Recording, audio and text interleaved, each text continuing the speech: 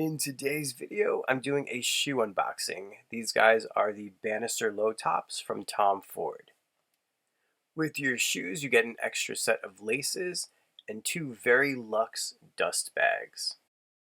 Tom Ford really took an eco-friendly approach when putting this sneaker together. One of the things that really stuck out to me was the fact that they used 26% recycled apple peel in the construction of the upper portion of the shoe.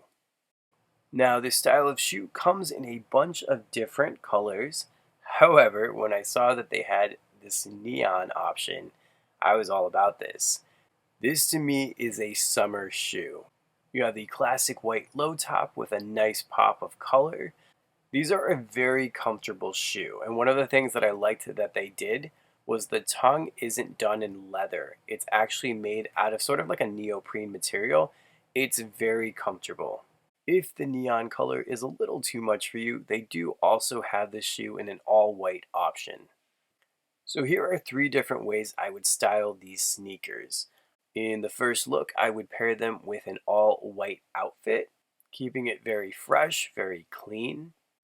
If I really wanted these shoes to stand out, I would wear an all-black outfit.